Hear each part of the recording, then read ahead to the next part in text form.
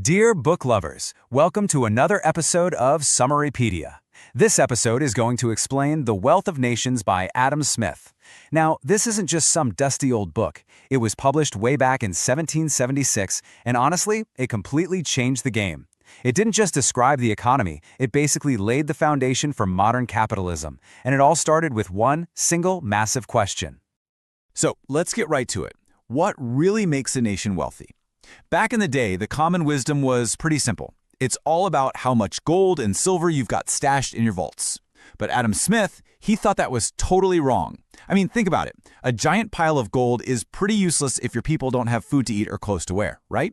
The real wealth, he argued, is what a country can produce, its total productive power, which of course leads to the next big question. How do you pump that up?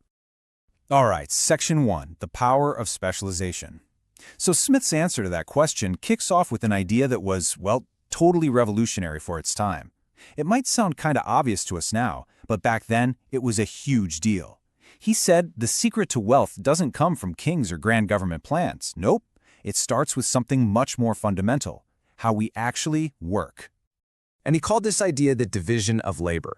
Instead of having one person try to do everything from start to finish to make something, you chop up the process into tiny, manageable tasks. One person does this bit, another person does that bit. Everyone gets really, really good at their one little job. And by doing that, they become ridiculously fast and efficient. It's basically the invention of the assembly line, and Smith saw it as the real engine of a country's prosperity. To really drive this point home, Smith uses a fantastic example, a simple woolen coat. You'd think, a coat, how hard can that be? But hold on, let's really break it down. You've got the farmers who raise the sheet for the wool.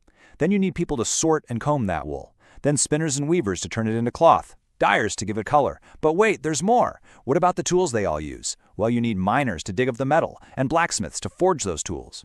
Suddenly, thousands of different specialists are all involved in making this one single everyday item.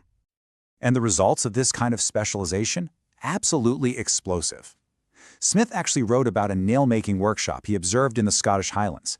Now, if you or I tried to make a nail from scratch, we'd be lucky to make a few in a whole day, right? But a worker who did nothing but make nails, they could churn out over 1,000 a day. That's 300,000 nails in a year from just one guy.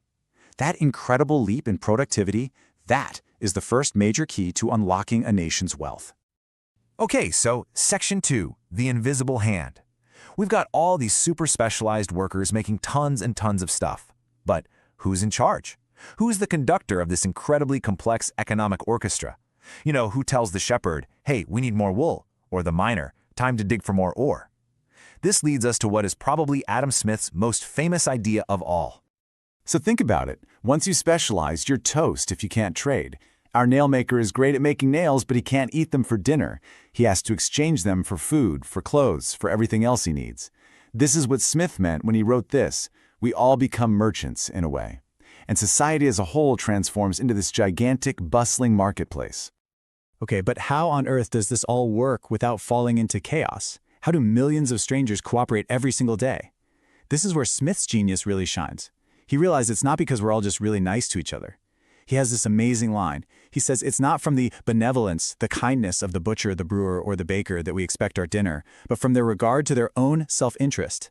Everyone is just trying to do what's best for themselves. But when millions of people do that, it's like an invisible hand magically guides everything, pushing resources where they're most needed and creating a thriving society almost as a side effect. Section 3, what's in a price? Right, so this huge marketplace, driven by everyone's self-interest, needs some way to communicate. It needs signals. How does a baker know if they should bake more bread or less? How does a farmer decide what crops to plant? The answer to all of that, according to Smith, is hidden in one simple thing: the price. Smith argued that the price of pretty much anything can be broken down into three basic components. First, you've got the wages that go to the workers who actually did the labor. Makes sense. Second, there's the profit for the person who owns the stock, what we'd call capital today. The person who put up the money and took the risk to start the business. And third, you have the rent that's paid to the owner of the land where the resources came from. Together, these three things make up the natural price, and that price is the key signal that tells everyone in the economy what to do. Now, for prices to work, you need an easy way to pay. Smith talks about how early on we just bartered, trading goods for other goods. But that system was, in his words, clogged and embarrassed. It was a total pain. Imagine trying to trade 100 nails for a loaf of bread. So people started using precious metals, like silver. Better, but you had to weigh it out for every single transaction. Super tedious. The big breakthrough came when government stepped in and started stamping the metal, creating coins. This guaranteed the weight and purity, and just like that, you have modern money, the one tool that makes all this commerce possible. Okay, Section 4, a laissez-faire approach. So let's recap where we are. We have specialization, creating massive productivity. We have self-interest and the invisible hand coordinating everything. And we have prices and money making it all run smoothly. There's just one final, huge piece of the puzzle left. What's the government's role in all of this? Smith's answer on this was, well, pretty blunt. For the most part, the government should just get out of the way. His argument was that you, the individual person on the ground, know your own business and your own situation way better than some politician 100 miles away. For a statesman, as he put it, to try and tell people how to run their businesses would be incredibly arrogant and probably disastrous. Now, that doesn't mean he was an anarchist or anything. Smith was very clear that government had three, and only three, really important jobs.